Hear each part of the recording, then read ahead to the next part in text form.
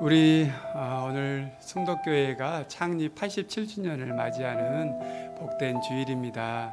우리 오신 우리 성도님들도 온라인으로 코로나19로 예배할 수밖에 없는 상황에서 또 온라인으로 예배하신 우리 성도님들을 진심으로 환영하고 축복합니다. 오늘 창립 87주년을 맞이해서 오늘 예배 전에는 우리 승덕인의 찬양을 한번 같이 부르려고 해요. 그래서 승덕인의 찬양 오래전에 만들었는데 한동안 못 불렀는데 우리가 예배 전에 이 찬양 같이 하시면서 오늘 우리 교회 생일에 또 같이 기쁨으로 예배하면 좋겠습니다.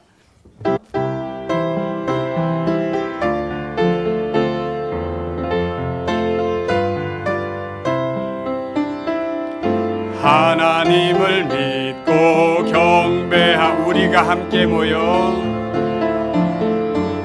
주의 축복 받고 감사하며 찬양 드려요. 귀한 말씀을 오늘도 깊이 새기고 서로 사랑하라 명하신 주 뜻대로 나아갑니다. 오늘도 내일도 주님 안에서 기쁘게 뜨겁게 살게 하소. 오늘도 내일도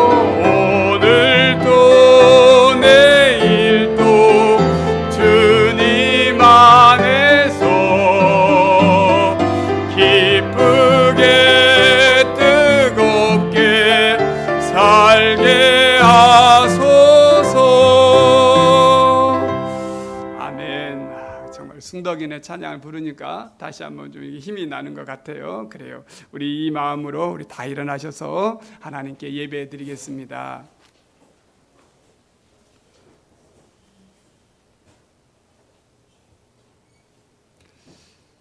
교회는 그의 몸이니 만물 안에서 만물을 충만하게 하신 이의 충만함이니라.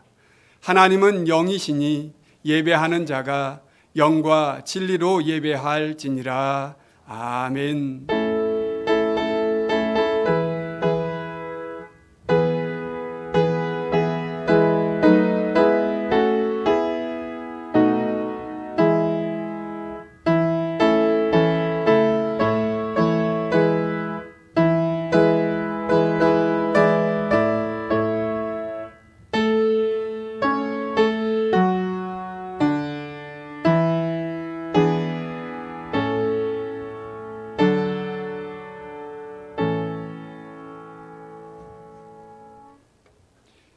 언제나 우리를 지키시는 하나님 아버지, 교회 창립 87주년을 맞아 주님께서 주인 되신 승덕교회를 우리에게 허락하심을 감사드립니다.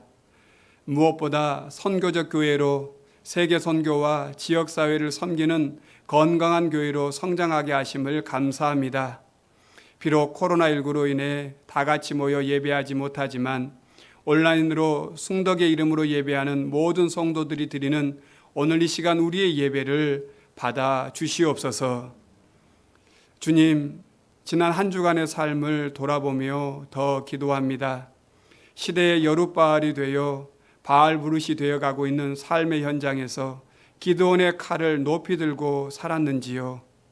우리의 삶의 주인이 하나님이심을 날마다 고백하며 살았는지요. 혹시 내가 주인이 되고 내 삶의 물질이, 쾌락이, 나의 자유가 하나님의 자리를 대신하지는 않았는지요. 하나 되지 못하고 분열하고 대립하며 갈등하는 우리의 모습은 없었는지요. 주님, 구하오니 우리를 생각하여 이 시간 우리 안에 정한 마음을 창조하시고 정직한 영을 새롭게 하여 주옵소서. 지금은 하나님과 나만이 아는 죄를 생각하며 침묵으로 참회의 기도를 계속하겠습니다.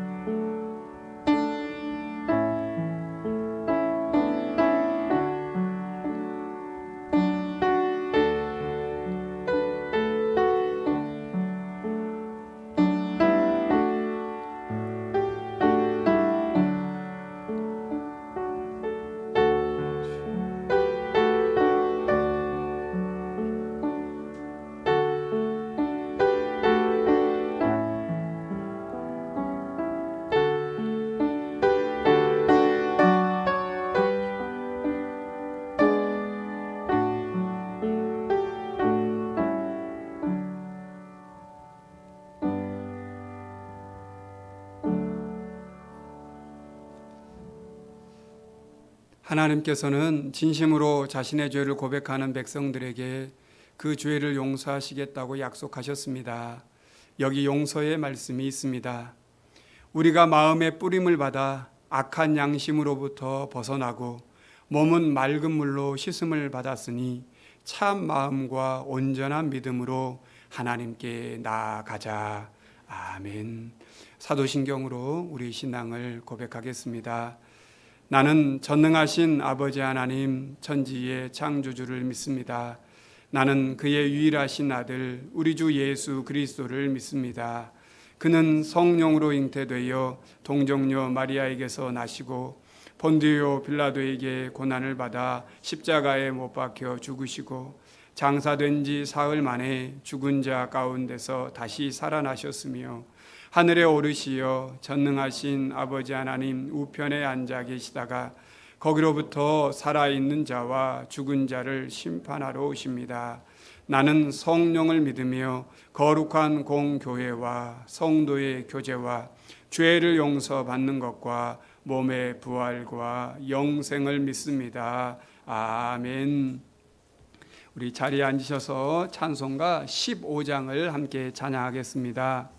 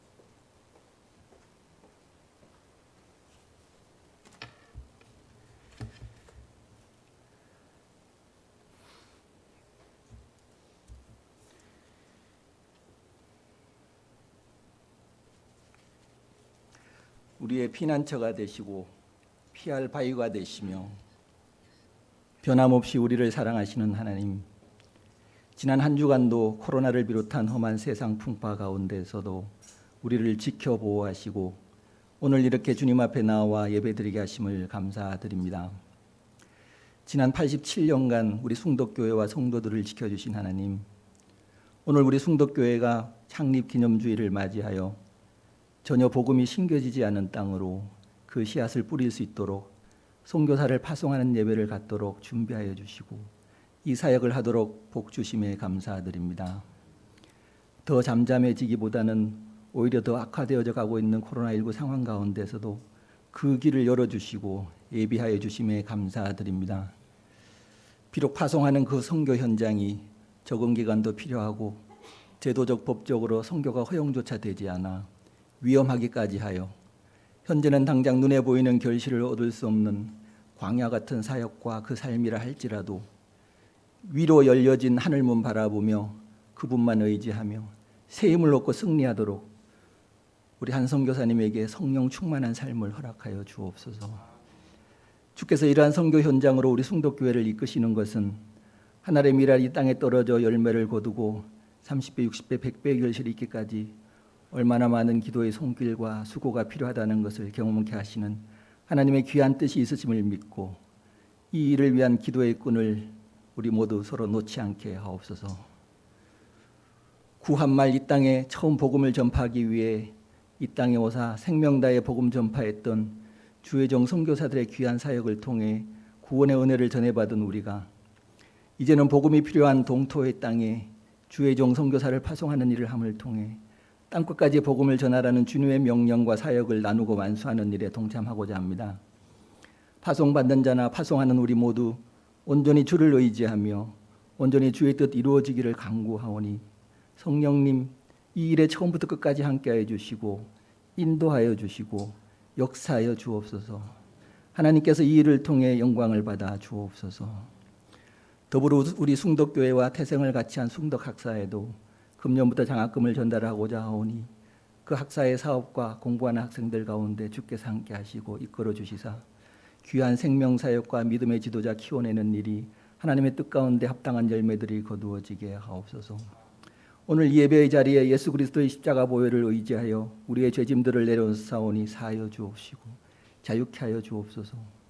마음과 뜻과 힘을 다해 하나님께 영과 진리로 예배하는 가운데 성령의 역사하심과 은혜의 경험이 있게 하시고 우리 이웃을 우리 몸과 같이 사랑할 수 있는 깊은 믿음과 사랑을 허락하여 주옵소서.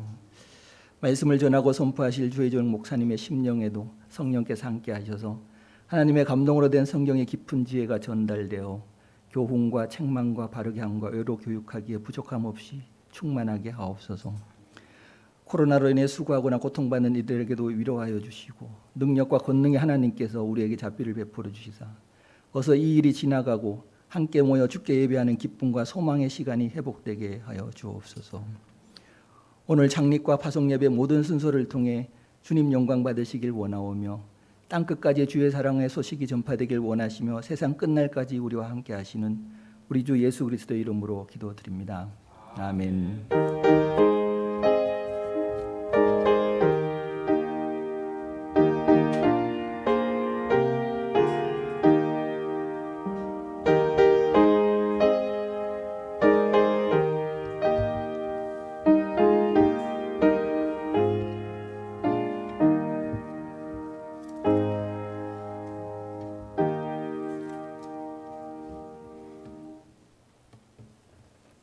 오늘 창립 기념주일에 우리에게 주신 하나님 말씀은 누가복음 10장 25절로 37절까지 말씀입니다.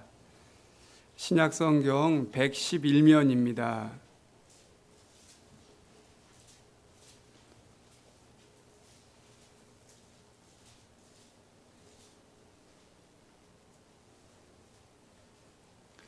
우리 이 말씀 다 같이 합독하면서 천천히 같이 한 목소리로 합독하여 읽겠습니다. 어떤 율법 교사가 일어나 예수를 시험하여 이르되 선생님 내가 무엇을 하여야 영생을 얻으리이까? 예수께서 이르시되 율법에 무엇이라 기록되었으며 내가 어떻게 읽느냐? 대답하여 이르되 내 마음을 다하며 목숨을 다하며 힘을 다하며 뜻을 다하여 주 너의 하나님을 사랑하고 또한 내 이웃을 내 자신같이 사랑하라 하였나이다. 예수께서 이르시되 내 대답이 옳도다. 이를 행하라. 그러면 살리라 하시니 그 사람이 자기를 옳게 보이려고 예수께 여짜오되 그러면 내 이웃이 누구니까? 예수께서 대답하여 이르시되 어떤 사람이 예루살렘에서 여리고로 내려가다가 강도를 만나매 강도들이 그 옷을 벗기고 때려 거의 죽은 것을 버리고 갔더라.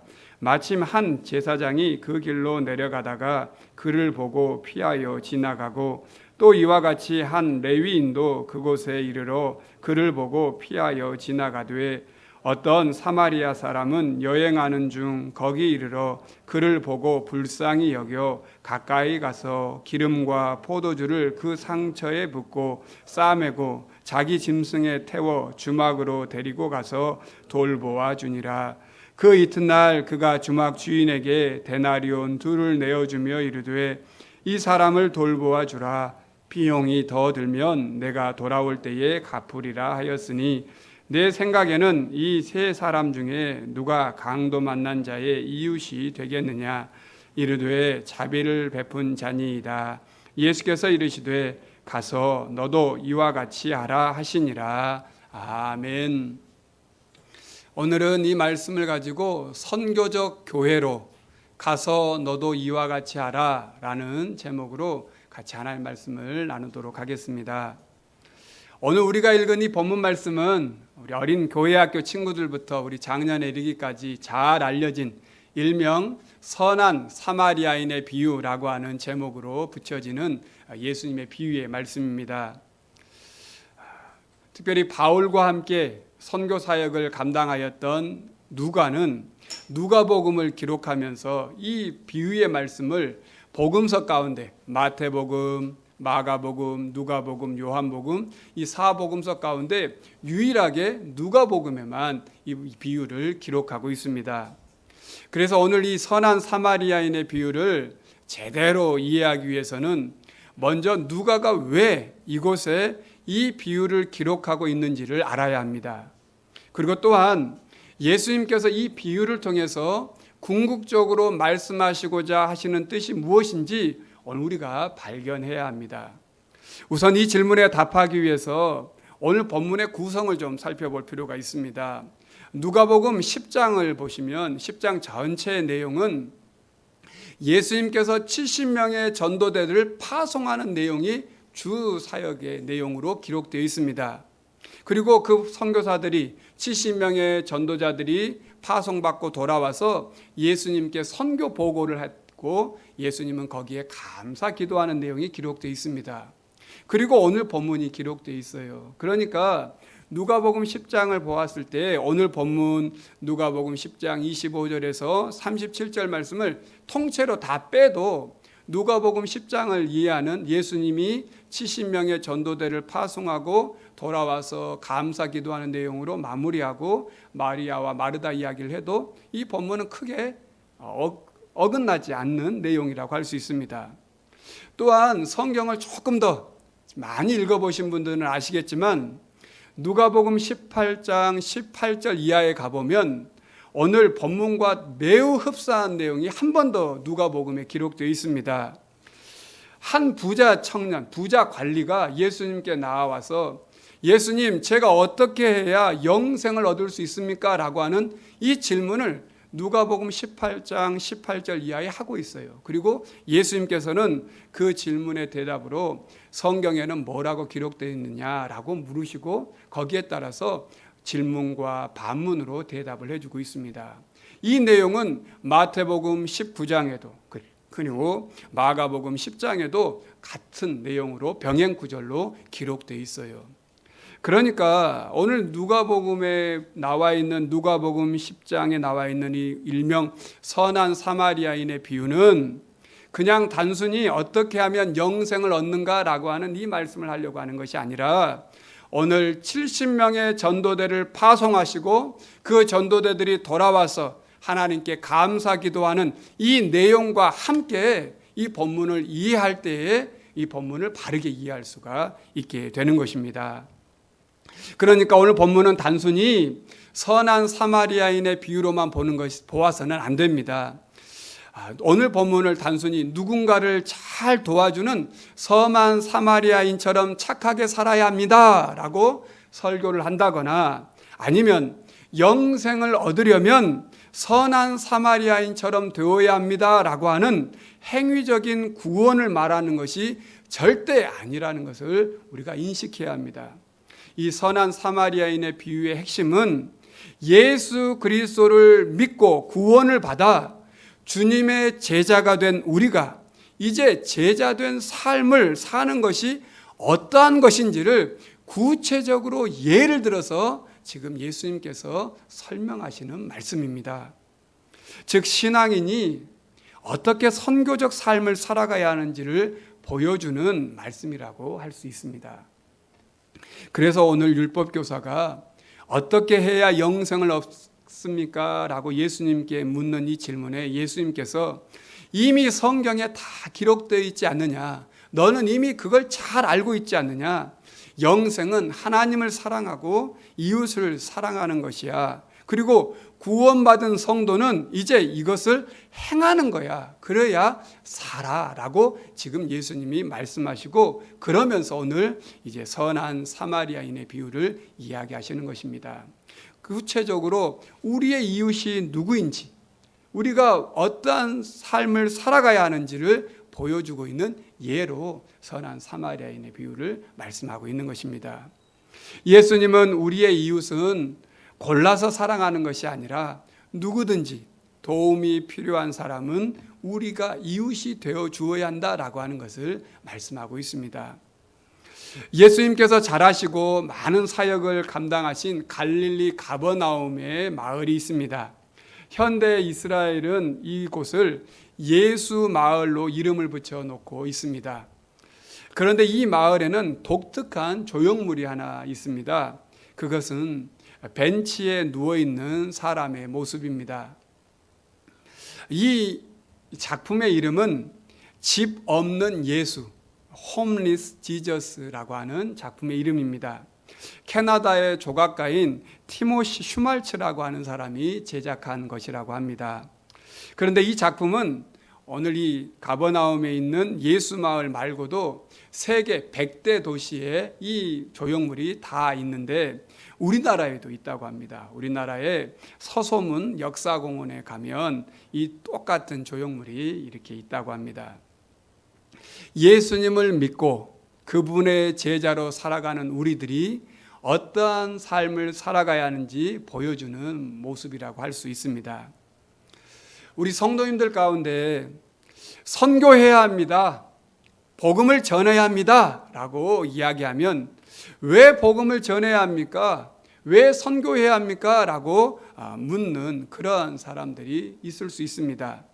그리고 선교라고 하면 돈 낭비 아닙니까? 라고 말하는 사람도 있고, 눈에 보이는 열매가 없는, 의미 없는 일이라고 말하는 그런 분들도 있을 수 있습니다. 그러한 우리들에게 오늘 예수님께서는 말씀하십니다. 어떤 사람이 예루살렘에서 여리고로 가다가 강도를 만나 옷을 다 빼앗기고 그리고 가진 것도 다 빼앗기고 거의 죽을 만큼 되었다. 이 사람은 누군가의 도움 없이는 이제 죽는 것은 시간 문제다. 당시 예루살렘 성전에서 하나님께 예배하고 돌아가던 대제사장도 그리고 레위인도 다행히 그 길을 걸어갔지만 강도를 만나지 않았다. 그런데 그 강도 만난 사람을 보고 모두 다 지나쳐 버렸지. 그들은 거의 죽게 된 이 사람을 만져서 자신들이 부정하게 된다고 생각했기 때문이야. 그런데 유대인들이 가장 싫어하고 사람 취급도 하지 않는 사마리아인이 그곳을 지나가다가 이 죽어가는 사람을 불쌍히 여겼단다. 그리고 그 상처난 부위를 살피고 응급조치로 기름과 포도주와 그 상처 부위에 붓고 그리고 붕대로 싸매어 주었단다. 그리고 자신이 타고 온 짐승에 태워서 숙박소에까지 데려가게 되었지. 그리고 자신도 가야 할 길이 있었기 때문에 보름 동안 숙박할 수 있는 비용을 그 여관 주인에게 먼저 주면서 혹시 비용이 더 들면 내가 다시 돌아올 때에 비용을 더 잘 대접할 테니까 이 사람을 잘 돌보아 주십시오 라고 이야기했단다. 사마리아인은 이 강도 만난 사람과 전혀 친분이 없었던 사람이야. 성경을 잘 알고 영생을 얻는 방법도 잘 알고 있는 이 율법 교사야. 누가 이 강도 만난 사람의 이웃이겠느냐? 자비를 베푼 사람입니다. 그렇다면 가서 너도 이와 같이 해라. 예수님의 비유의 말씀은 오늘 우리에게도 동일하게 말씀하시는 말씀입니다. 왜 우리가 복음을 전해야 합니까?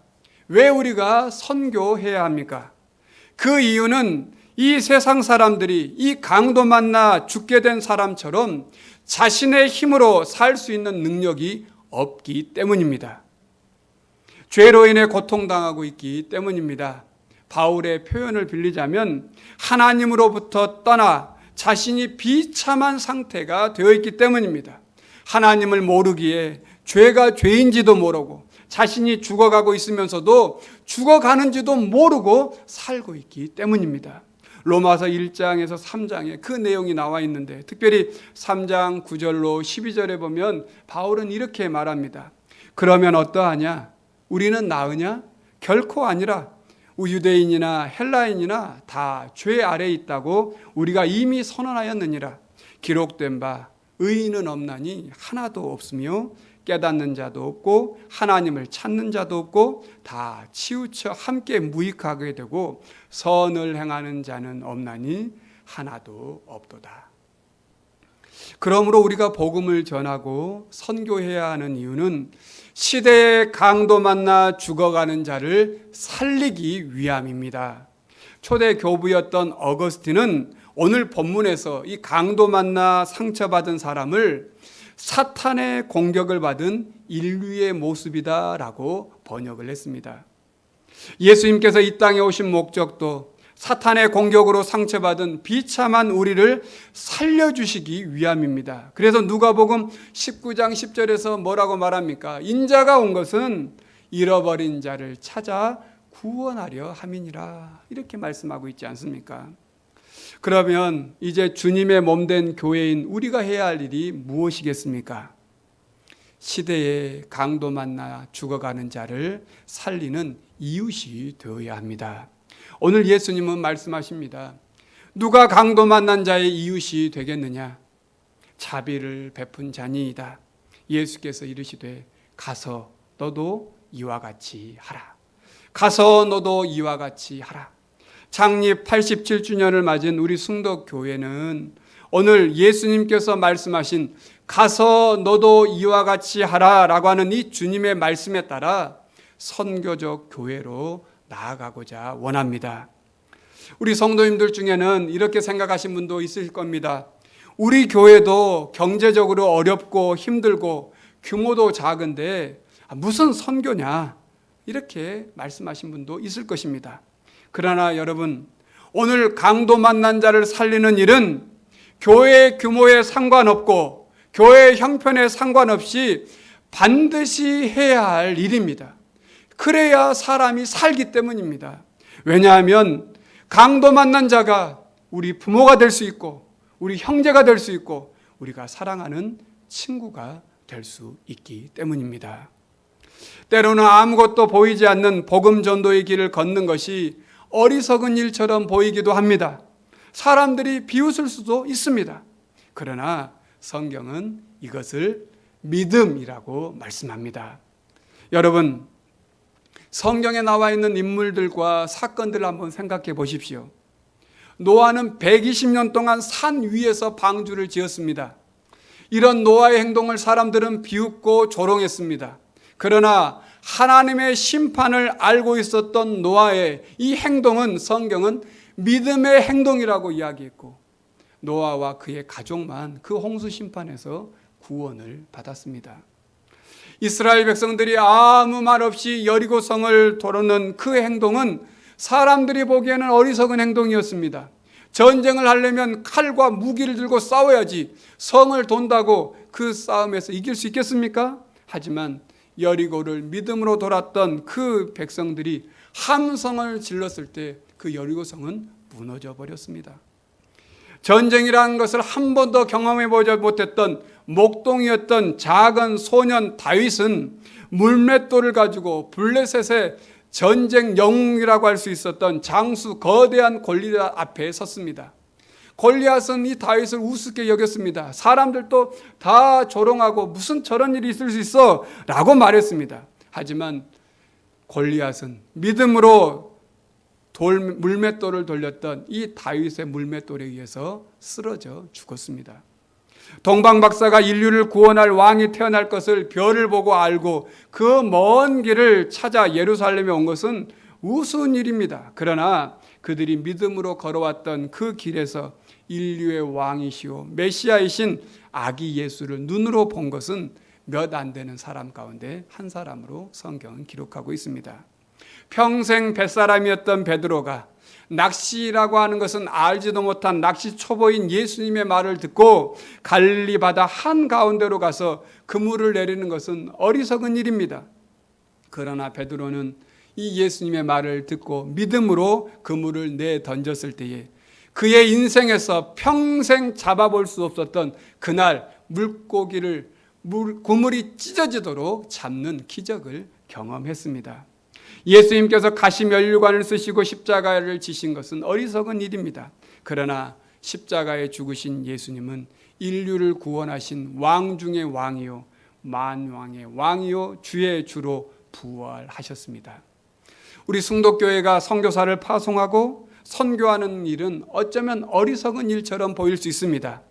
우리가 또한 더 많은 선교사를 파송하고 또 후원하는 이 믿음을 갖는 것은 사람들에게 비웃음을 당할 수 있습니다. 하지만 노아가 사람들의 비웃음 속에 방주 짓는 것을 멈추었다면 홍수 심판에서 구원받을 수 없었을 것입니다. 이스라엘 백성들이 아무런 변화가 없다고 여리고성 돌기를 멈췄다면 여리고성은 무너지지 않았을 것입니다. 다윗이 골리앗의 위협 앞에 겁을 먹고 물맷돌을 던지지 않았다면 골리앗의 위협은 계속 이스라엘을 괴롭혔을 것입니다. 동방박사들이 별을 따라오는 것을 멈췄다면 그들은 영원한 메시아의 탄생을 보지 못했을 것입니다. 베드로가 예수님의 말씀을 듣지 않고 그물을 내리지 않았다면 그물을 버려두고 사람을 낚는 예수님의 제자로 서지 못했을 것입니다. 우리가 하나님의 기적을 경험하기 위해서는 우리도 위험을 감수해야 합니다. 선교는 위험이 있습니다. 우리가 이 위험을 감수하면 우리에게 하나님께서 일하시는 놀라운 기적을 보게 해 주실 것입니다. 그러므로 우리는 이 무모한 믿음으로 더욱 힘을 내어 시대의 강도 만난 자의 이웃이 되는 일에 힘써야 하겠습니다. 이것이 선교적 교회입니다. 또 우리가 여기서 한 번 더 생각해 볼 것이 있습니다. 여리고로 가는 길에서 강도 만나 상처 입고 피 흘리며 죽어가는 사람을 불쌍히 여기고 그를 치료하며 회복해 주고 구원하는 일은 주님의 제자들이 해야 할 매우 중요한 일입니다. 그러나 여러분, 여리고로 가는 길에서 사람들이 지속적으로 강도들에게 피해를 보고 있다면 우리는 어떻게 해야 하겠습니까? 매번 강도 만난 사람, 죽어가고 있는 그 사람만 치료하는 선한 사마리아인의 역할만 감당해야 하겠습니까? 아닙니다. 여리고로 가는 그 길을 고쳐야 합니다. 여리고로 가는 길이 너무 어두우면 가로등도 달고 파출소도 세워야 합니다. 또 순찰을 강화해서 강도들이 출현하지 못하도록 환경을 바꾸어야 합니다. 나아가 사회 구조를 개혁해야 합니다. 필요하면 법을 개선하고 법을 세우는 일도 해야 합니다. 이런 선교를 사회 변혁 선교라고 말합니다. 이런 생각을 키워야 교회가 성을 쌓는 것이 아니라 길을 만드는 선교적 교회로 나아갈 수 있게 되는 것입니다. 예수님은 오늘 우리에게 어떻게 해야 영생을 얻을 수 있는가라는 그 질문에만 멈춰 있지 말라고 하십니다. 그저 내가 조금 더 인도주의적인 차원에서 관심을 갖고 남을 도와줄 사람을 찾는 얕은 신앙에 머물러 있지 말라고 하십니다. 구원받은 예수님의 제자로서 우리가 누군가의 이웃이 될 수 있는가라고 하는 이 질문을 늘 하면서 살라라고 오늘 선한 사마리아인의 비유를 70인의 전도대 파송 뒤에다가 누가는 기록하고 있는 것입니다. 이것이 선교적 교회의 모습입니다. 예수님께서는 마태복음 25장 40절에서 이 선한 사마리아인의 비유의 핵심을 통한 선교적 교회의 모습을 이렇게 말씀하셨습니다. 지극히 작은 자에게 한 것이 곧 내게 한 것이니라.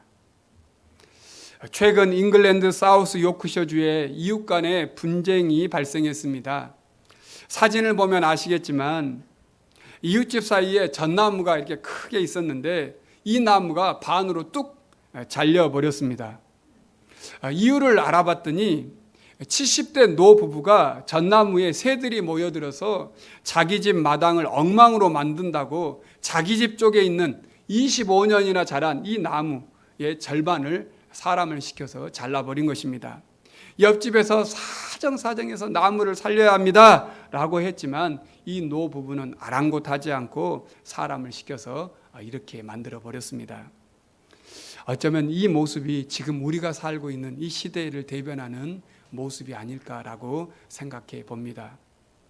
성도 여러분, 이제 우리의 신앙이 정기적으로 예배를 드리고 또 예배 시간에 참석하는 것으로 우리가 할 일을 다 했다라고 생각하지 마십시다. 우리는 어두움에서 빛으로 사단의 힘으로부터 하나님께로 인도함을 받은 주님의 자녀입니다. 우리는 세상을 향해 하나님의 사랑을 보여주기 위해서 먼저 사랑을 받은 하나님의 자녀입니다. 그래서 요한일서 4장 19절에 보면 오늘 우리가 사랑을 나눠야 될 이유를 이렇게 말합니다. 우리가 사랑함은 그가 먼저 우리를 사랑하셨기 때문이라. 교회 창립 87주년을 맞아 주님의 제자된 우리도 시대의 강도 만난 자의 이웃이 되십시다. 오늘 가서 너도 이와 같이 하라 말씀하신 이 말씀에 순종하여 오늘 우리 교회는 한 분의 선교사를 시대의 선한 사마리아인으로 파송하고자 원합니다. 오늘은 우리가 이 작은 한 걸음을 내딛지만 이 작은 한 걸음이 계속되다 보면 그곳에 길이 나게 될 것입니다. 그 길이 신장로가 되고 그리고 그 신장로가 복음을 연결하는 대로가 될 것입니다. 예수님께서 부활하신 후에 제자들에게 말씀하셨습니다. 아버지께서 나를 보내신 것처럼 나도 너희를 보내노라. 선교는 성부 하나님께서 성자 예수님을 보내신 사역이고 성자 예수님께서 오늘 우리를 보내신 사역입니다. 여기에 성령님께서 오늘 우리와 함께 하시겠다고 약속하셨습니다. 그래서 선교는 하나님이 주관하시는 하나님의 선교입니다. 여기에 우리의 자랑은 있을 수 없고 오직 겸손과 감사함으로 이 사명을 감당해야 하겠습니다. 오늘 선교적 교회로 나아가는 이 첫 걸음을 내딛는 우리 숭덕교회가 가서 너도 이와 같이 하라 말씀하시는 이 말씀을 붙잡고 더욱 하나님께 쓰임받는 우리가 될 수 있도록 우리 자신을 오늘 이 시간 내어드릴 수 있기를 원합니다.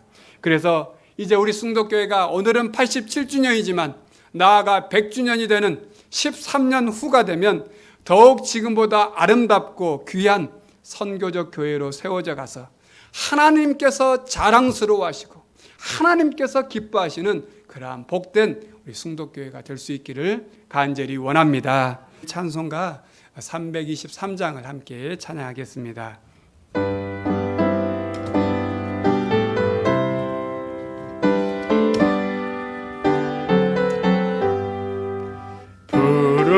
푸름마다 나서니 몸 어디든지 가오리다. 괴로우나 즐거우나 주만 따라 가오리니 어느 누가 막으리까 죽음인들 막으리까 어느 누가 막으리까 죽음인들 막으리까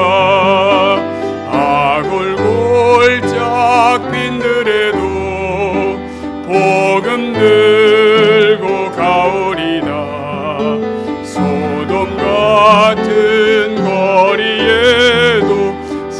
사랑 안고 찾아가서 종의 몸에 지닌 것도 아낌없이 드리리다. 종의 몸에 지닌 것도 아낌없이 다 일어나겠습니다. 존귀 영광 모든 권세 주님 홀로 받으소서. 멸시쳤네 십자가는 제가 지고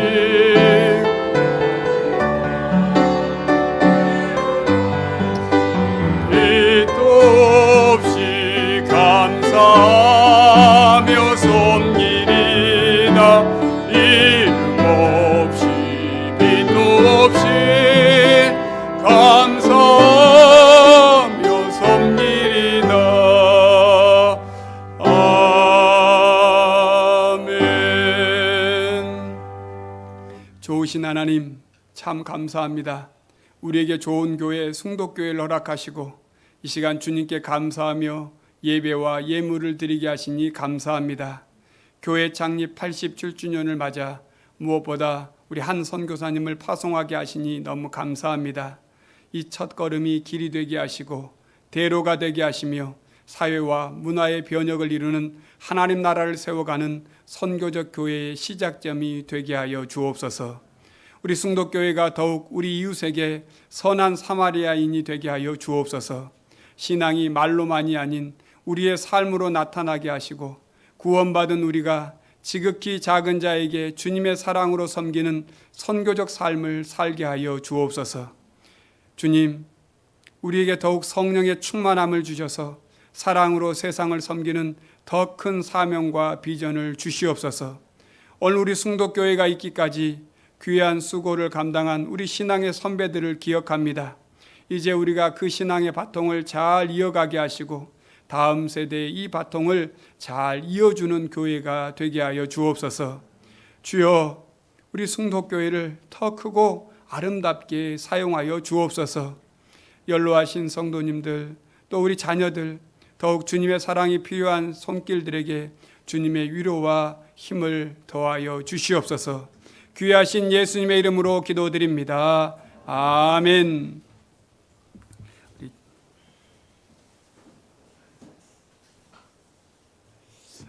오늘 예배하고 또 온라인으로 가정에서 예배하는 우리 모든 성도님들을 주의 이름으로 축복하고 또 환영합니다. 우리 옆에 있는 분들과 오늘 우리 교회 생일인데 우리 옆에 있는 분들과 힘차게 올해 교회 표를 외치면서 인사하겠습니다. 다시 말씀으로 하나님의 영광을 보는 교회. 아멘, 아멘. 오늘 우리 교회 창립 기념주일을 맞이해서 귀한 선교사님을 파송하고 또 우리 귀한 성도님들 다시 만나게 되어서 너무 반갑고 기쁩니다. 이 기쁜 날 우리 생일 축하 파티를 한번 해야 되겠죠. 그래서 우리 생일 축하 케이크 한번 가져오시겠습니까?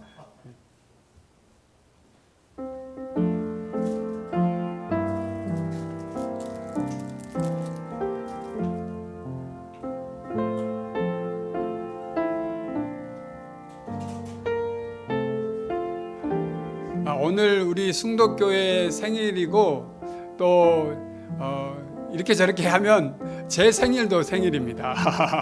제가 9월 17일이거든요. 근데 음력으로 9월 17일이에요. 근데 뭐 이렇게 저렇게 해가지고 맞춰가지고 그래서 뜻깊은 날 또 교회 또 이렇게 생일이고 그래서 다 같이 축복 한번 하겠습니다. 준비가 되면 오케이 신호를 해주세요.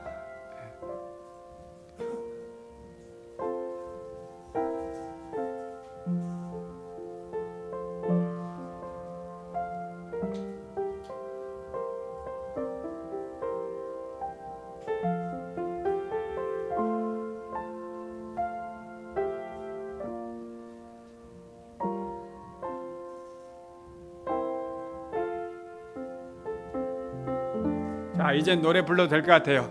생일 축하합니다. 생일 축하합니다. 사랑하는 승덕교회 교회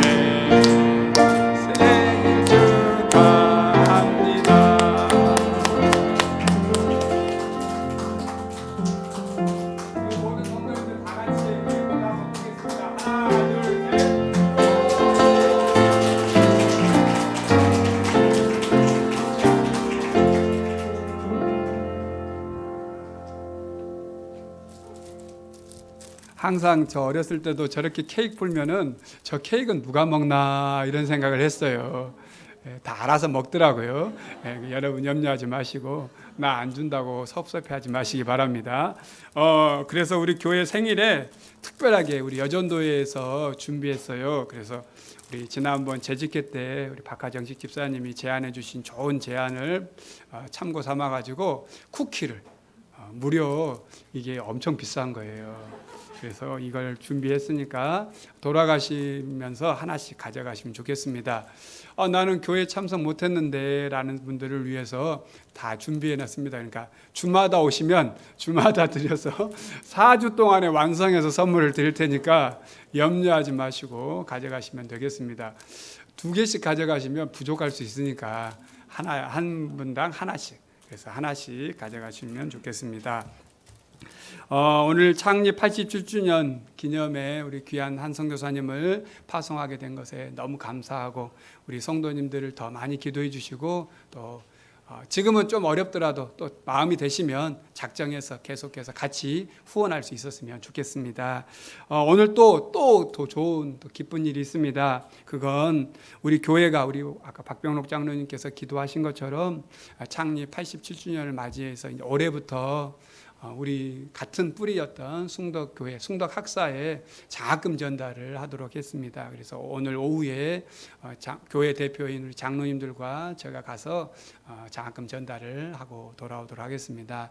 여러분들의 귀한 헌금이 아름답게 사용되고 있음을 여러분 기억해 주시고 또 열심히 또 우리 교회가 또 하나 되도록 힘써 주시면 좋겠습니다. 코로나19 방역 단계 잘 아시고 또 계속 광고하니까 이것도 이제 너무 힘든 것 같아요. 잘 아시고 순서대로 오시면 되겠습니다. 그래서 우리 순서대로 이렇게 오셔서 같이 예배하면 좋겠습니다. 다른 광고는 주보를 참조해 주시고 우리 다 일어나셔서 우리 결단의 찬양을 함께 부르겠는데 이 찬양이 우리 선교사님 파송하는 찬양과도 같아서 이 찬양을 그대로 했습니다. 그래서 이 찬양 우리 같이 부르면서 선교사님 파송하고 같이 예배 마치도록 하겠습니다.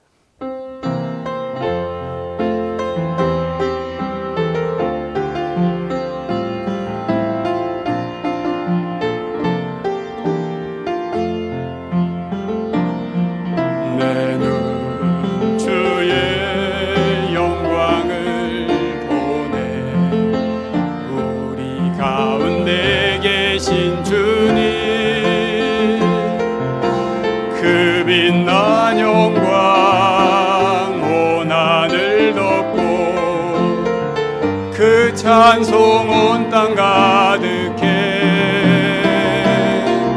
내는 주의 영광을 보내 찬송 가운데 계신 주님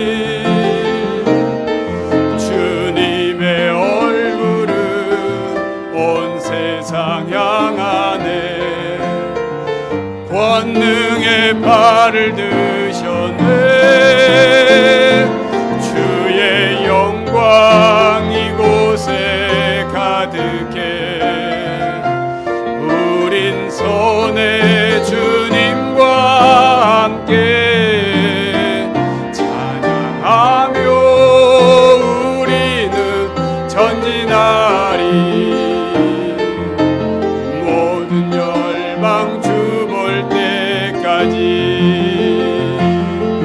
하늘 아버지 우릴 새롭게 하사